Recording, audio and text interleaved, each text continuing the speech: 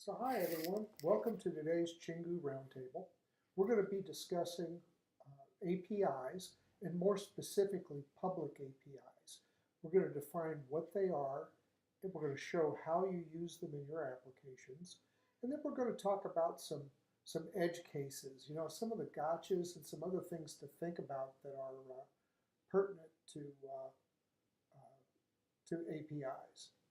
So at any point, feel free to ask your questions or post your questions in the YouTube chat window, questions or comments for that matter. And with that, let's get started. Let me pull up there we go. All right, so how do you use a public API in your web app? Well, first of all, what does API stand for? It stands for Application Programming Interface. And APIs have been around a long, long time. Basically, ever since almost since the beginning of computers.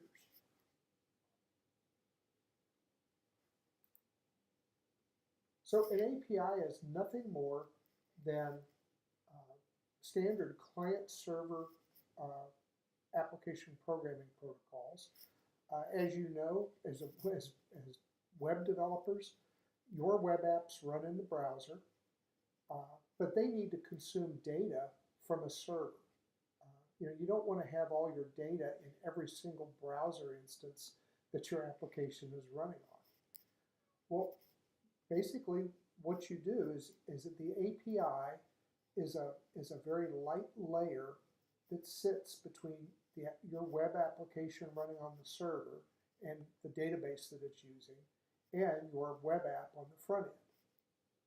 So if you're implementing this like your own application web server, let's say you have a storefront and you have some credit card processing or just shopping cart processing in general, you're going to implement all of that code yourself in your back-end web server, and you're going to create an API that gives your front-end application basically a route or a path to easily retrieve and manage information maintained on the server side. So that's the case of a private API. Basically, the API you create for your own back-end applications. But in a public API, someone else has done this for you. The definition of the API protocols, the web server software, the database design and maintenance, all of that is done by someone else. And basically what your app is doing, it's playing the role of a consumer. You're basically just formatting requests to this API that's published by whoever's created this service. You're formatting requests to basically retrieve data. It's nothing more complex than that.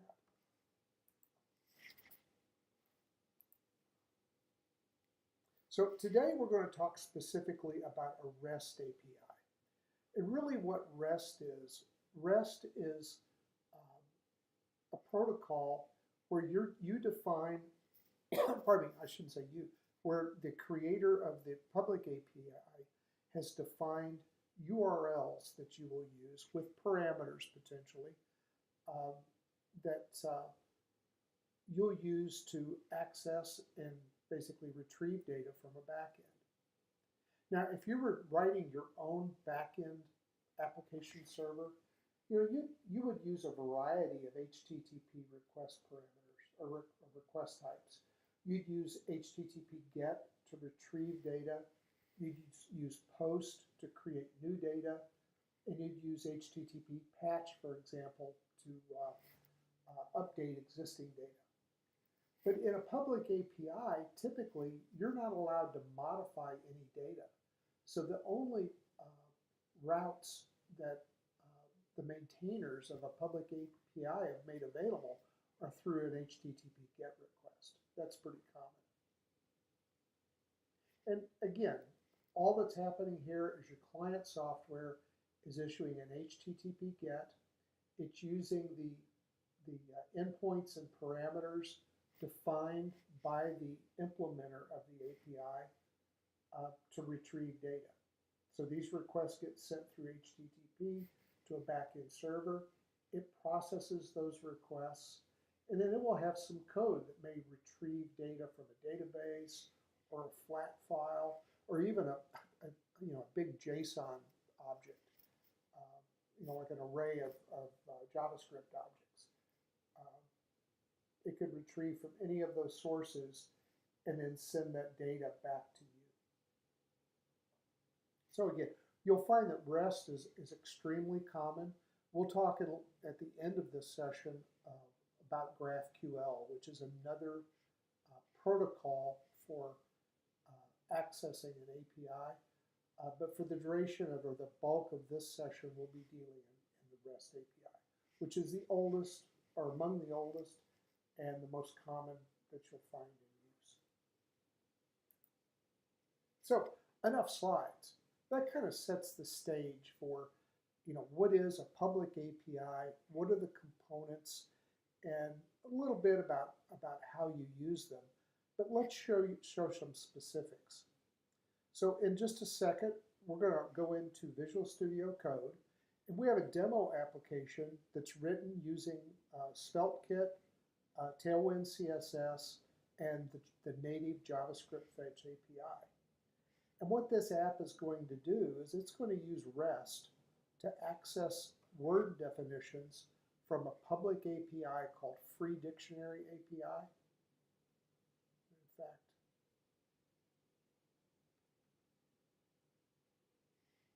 here's the Free Dictionary API. It has basically one route. You call it and you specify the word that you wish to see a definition from.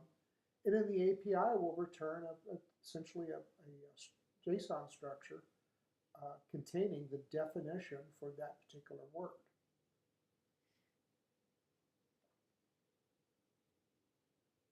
So that's what we're going to do. Let's put this away. Let's bring up Visual Studio Code. And we'll go through the application. So again, the application is Roundtable Public API Demo. Very creatively named, obviously. It's a Svelte application. It's really, the bulk of it is only 121 lines, and most of this is spent in the rendering and formatting of the page and in error detection and reporting. We'll see in just a second that fetching the data is the smallest and the easiest part of this particular application. So let's dive in. Let's go look at the application. Let's just walk through it. So this is the app, and you can see what we can do is we can type in a word like dude, and you saw how fast that is. Between the time I typed dude and hit the enter key, the application formatted a REST API request to the Free Dictionary server that's sitting somewhere out in the internet. It replied with the definition of the word dude, and then this application took that information, formatted it, and rendered it on the screen.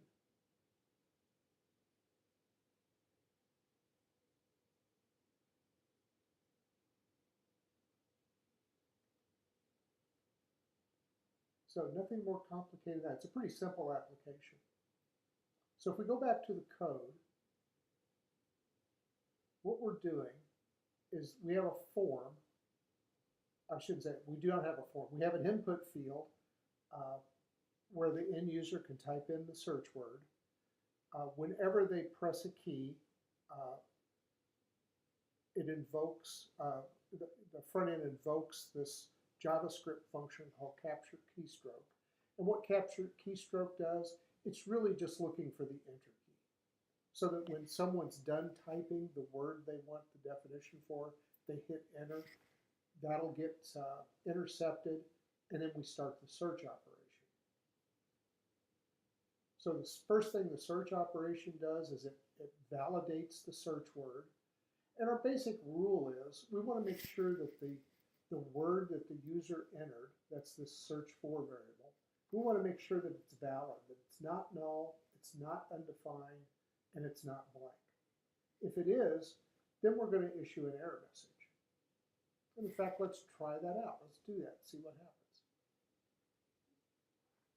So let's just type in a space and enter, and you can see it validated that, hey, we don't have a valid search word.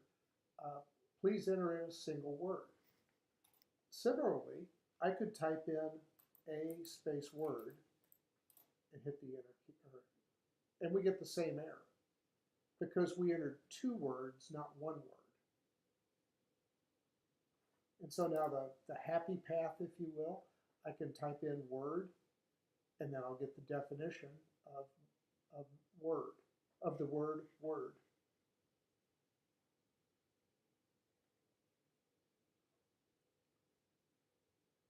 So once we've validated that we're not null, we're not undefined, and it's not blank, then we're using the JavaScript string split function just to make sure that only 1 word has been entered. And you can see we validated the do not repeat yourself rule. We have the same code that's used for both of these errors. The same code being we set the error flag to true, and then we set the error message to be this, hey, we've got invalid search text. So once we've validated the search word, then the search for definition function, next it just executes the fetch. Now this is the native JavaScript fetch API that we're using. It's relatively new. It's very straightforward. It's also very lightweight. Lightweight in terms of you don't have to do an import. It's built right in. It's a JavaScript library, if you will, or object, and it's relatively fast as well, as you've seen. So in this code, it's based on promises. So what we do is we're issuing a request to the free dictionary API using the protocol that they provided, and then we're just tacking on the word we want to search for at the end. We're doing substitution here for that.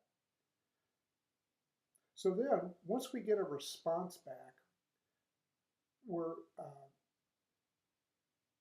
transforming the actual JSON response into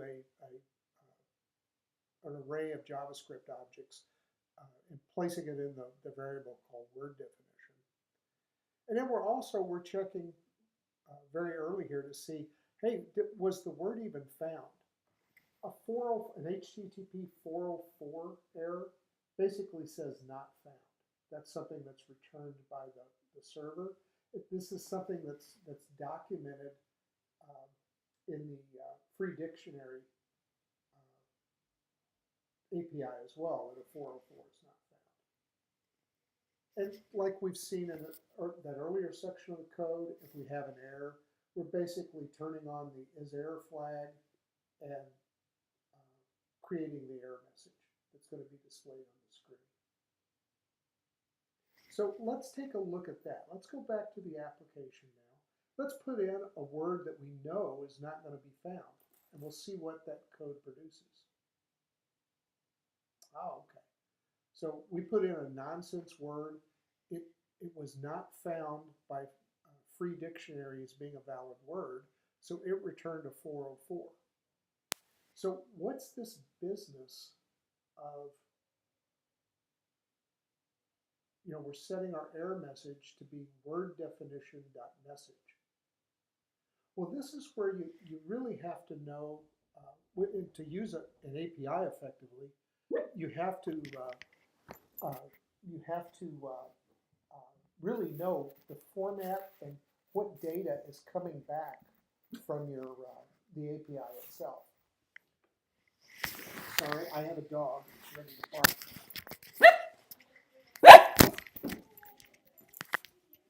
So, as you can tell, I'm frustrated by my dachshund here.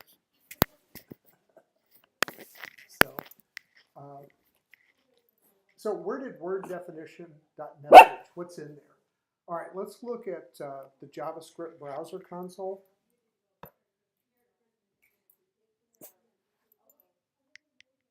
And if we look at word definition, we can see this response that came back.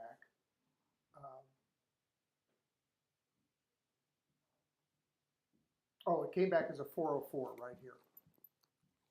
And unfortunately, I'm not displaying it, but the word definition in the JSON object that comes back, if there is an error, if it was a 404, that word definition.message actually contains this text. So that's where I'm getting that from. This is actually provided by the Free Dictionary API.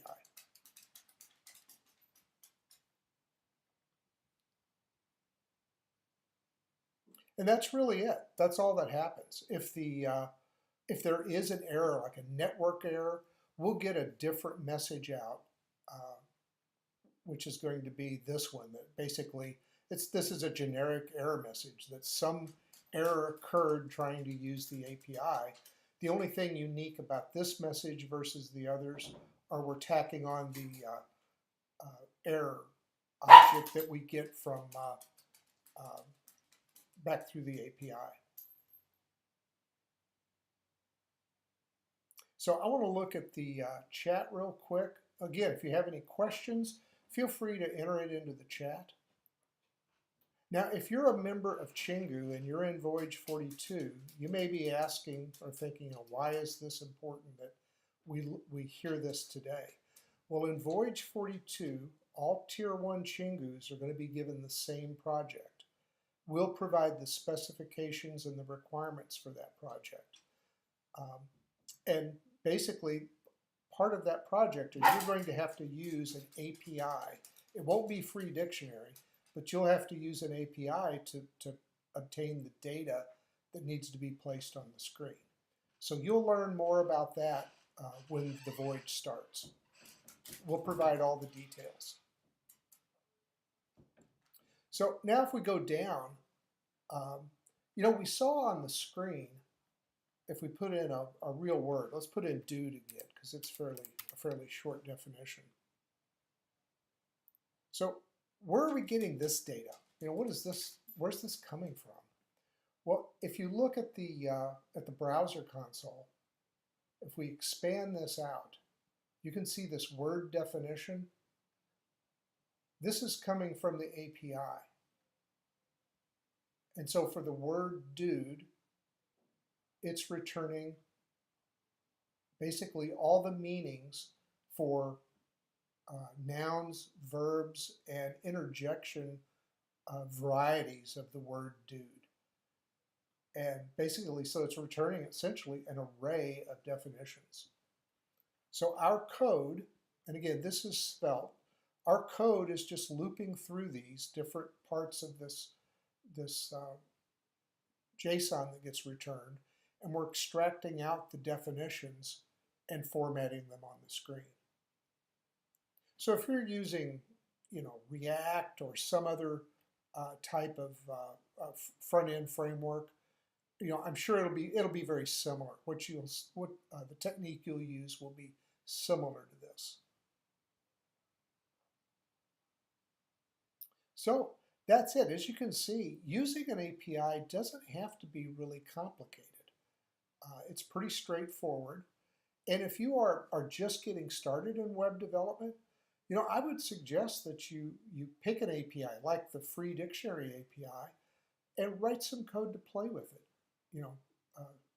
Get out of your comfort zone, see how you can make it, not just how you make it work, but how can you break it? And what are those conditions and what are the fixes when something breaks? So let's go back to the slides for a minute. I want to talk about some other aspects of this, of fetching, some things that we haven't talked about. So some things to consider are basically browser fetch versus Node.js fetch. So prior to Node.js version 18 or release 18, you would have to use a different fetch mechanism if you were running code in the browser or code in Node.js. Now, that really wasn't a problem if you had just a Node.js set of code and a separate set of browser code. But if you were trying to share a module or to share a JavaScript file, between parts of the code that ran in the browser and parts of the code that ran under Node.js, you'd have a problem because there was no single implementation of fetch that ran in both. And what a library that was extremely popular was this Node Fetch library. It still is. It's got, I suspect, millions of downloads on NPM. But if you're in Node, you'd have to use Node Fetch. And in the browser, you'd have to use either the JavaScript Fetch API or something, a library like Axios, which we'll talk about in a minute. So as of Node.js, that's gone away. It's much simpler. Node.js uses the native JavaScript Fetch API just like the browser does. So you can have a single set of code that does fetching, but that code could be shared across Node.js and the browser. So that actually is a huge step forward. I remember, it was probably 2013, 2014, being in this situation where I was trying to write code that ran in the browser and ran under Node. And it was a very daunting task to try to write, common code for both. So the next thing to consider are there are really two primary API protocols. There's REST, which we've seen. It's basically, we're just formatting a URL that has our endpoint, our route, our endpoint that we're trying to invoke, and the parameters that go with it. And then there's this thing called GraphQL. So we're not going to talk about those in depth. We're not going to talk about GraphQL in depth today. There are advantages and disadvantages to both. And we'll have a separate one of these sessions where we'll dive in and demonstrate GraphQL. But one difference between the two is GraphQL puts more control over the shape of the return data. It puts that control on the front-end developer. So it really is like a query language. That's what the QL stands for. It lets you build a query that defines exactly how the data should be shaped when it's returned to you. And that has some advantages because in REST, if you have let's say you have an endpoint that says get all customers, and you've got a database of 10,000 customers, well, you're going to get a packet back that has 10,000 customers in it, but you may just be looking for 5 customers. So that's not very efficient. It's a very large network path that's involved, and it's a lot of memory that's involved to hold that packet and to process it. So with GraphQL, you can do things like you can specify from the front end that you want all of the customers who are based in Chicago and have done less than $10,000 of business with your company in the prior year. So you can get very specific about what is the exact data that you want returned. So you can filter the rows, if you will, or the records that come back. The other thing you can do in GraphQL that's an advantage over REST is in REST, I may issue that get all customer request, and there could be 50 columns or 50 fields of data that come back per record or row. And I only need 5 of those or 2 of those. Well, in GraphQL, you can tell the server, I only need these columns worth of the data, and that's all you'll get back. So again, GraphQL gives you more control over the shape of the data from the front end, and it can be more efficient. So let's move on. Another thing to consider, is, again with REST, and this is true of GraphQL as well, but for REST, there are two major libraries, or two major implementations of fetch. There's the native JavaScript fetch API, again, which is relatively new, and then there's Axios, which is a library. Now, I've always, up until about a month ago, I used Axios for any time I had to do a fetch, and I've just in the past 30 days switched to the JavaScript fetch API. And one of the reasons is there have been a lot of improvements in JavaScript fetch, and the fact that you can write the code once and it will run under the browser or Node.js is a huge advantage. Another thing to consider is that some APIs are secure, and the way they implement security is they require you to register on their site to get or to generate a unique API key that's unique to you. And then in your code, when you make that fetch call, you have to supply that secure API key. Well, you don't want those APIs sitting around in plain text in your code, because as soon as you check your code into GitHub or GitLab or Bitbucket or whatever, it's there for everybody to see if your repo is public.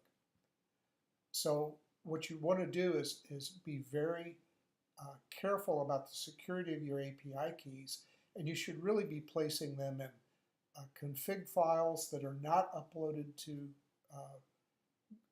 tools like GitHub or GitLab, or put them in environment variables. And then the final thing to consider is essentially performance. Now, I talked about just a second ago about Axios versus fetch. Axios traditionally has had really good error handling, but the cost of using Axios over the JavaScript fetch API is the Axios library is extremely large. I shouldn't say extremely. It is large. It's larger than the fetch API. So that affects your bundle size, and it affects the time required to do that initial load of your application. And again, if this were 2 years ago, I would still be using Axios, but there's been quite a bit of work on the fetch API, and it's come a long way. The other thing to consider is you need to think about how do you architect or design your application, your front-end application. You basically want to implement in a way that when you fetch data, you're not re-rendering the entire page.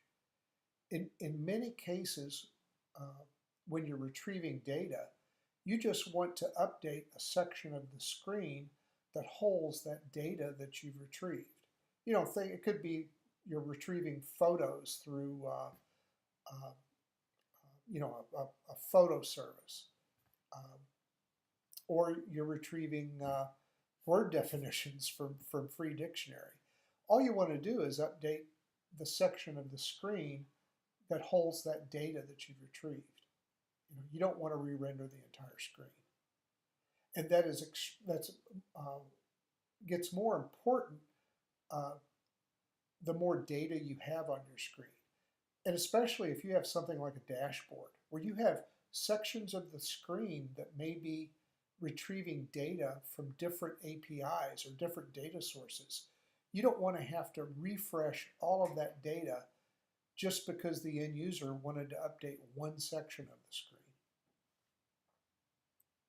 And then the final thing, and this is where GraphQL comes in over REST to some extent, you want to balance the number of trips you make to the server. In other words, the number of fetch commands you issue against the size of the data packets.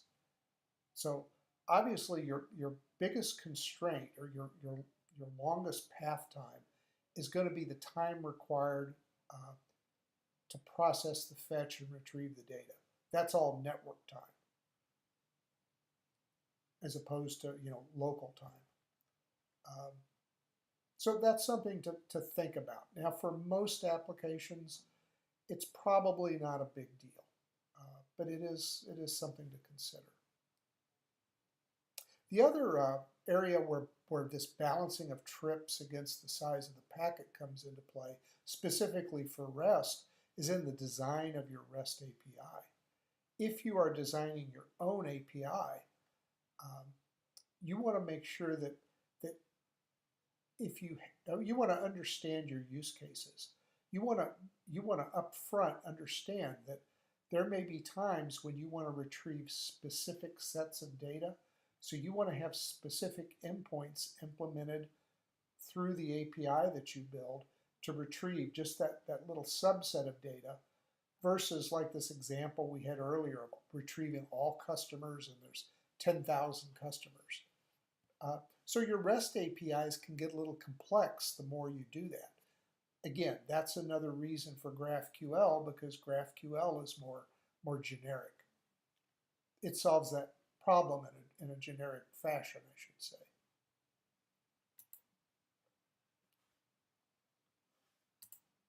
So what didn't we talk about today? Okay. So these are things we didn't talk about in depth. You can think of this as being an exercise for the student. These are things that you're probably going to want to dive into and understand in more depth once you get comfortable with the basics of fetching data from a public API. So the first thing is authentication. We mentioned API keys, but we really didn't show how they're used. So that's something that you're going to get familiar with, because many of these APIs, they require an API key. So let's switch. There is a public repo. It's called public-APIs out on GitHub. And it's essentially a very extensive list of different APIs supporting different types of categories of data. So for example, let's look at books. So you can see each one of these rows represents a unique public API. But some of them require API keys, and some of them require OAuth authentication, and there are others that don't require any authorization whatsoever. You can just make calls. So you can see that at some point you're going to have to understand, or you'll need to understand how to do authorization, because you're probably going to want to use an API at some point in your career that requires that form of authorization. So we touched on request types, but we didn't dive in via example. So there are different request types. There's GET, which basically is for retrieving data. There's PUT for adding data. There's patch for updating data. And then finally there's delete for deleting data. So if you are writing your own private API against your application server, then you'll definitely want to learn what are the details around puts and patch and delete, because you're going to have to, I shouldn't say probably, but your application will probably have some need to support CRUD, that is create, retrieve, update, and delete, basically data maintenance functions. So the other thing we didn't talk about is request and response headers, and specifically we didn't talk about cross-origin requests. Cores can get really complex, as can headers. Headers are basically options that you can set that define, how your front end interacts with the back end. So it's things like caching. Cores is a security mechanism that ensures that your front end is talking to who it thinks it should speak to. Actually, more specifically, it's the other way. It's that the server is ensuring it's talking to the right client, and it's doing it in a secure way. Cores can be very complex. And then finally, we didn't talk about the details of GraphQL. Now, the reason I mention this is at some point in the future, I think we'll have a roundtable that dives into each of these, either individually or in combination. For example, we'll probably combine a discussion of HTTP request types, request response headers, and cores into one discussion. We'll attack GraphQL separately because it's fairly large topic. And then finally, some resources. The Fetch API itself, the native Fetch API, is defined in MDN, and here's the URL for that.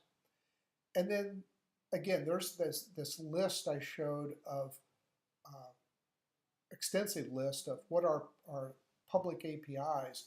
You can get that on GitHub in the public APIs repo. So I need to check, see, are there any questions, anything at all, or comments for that matter, about today's information?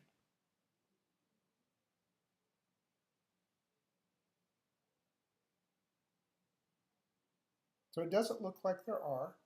So I want to thank you. I want to thank you for sitting through my dog barking and watching me getting frustrated. Anyway, I appreciate your patience and your participation, and thanks for showing up for this. And we'll see you at the next roundtable. Bye-bye.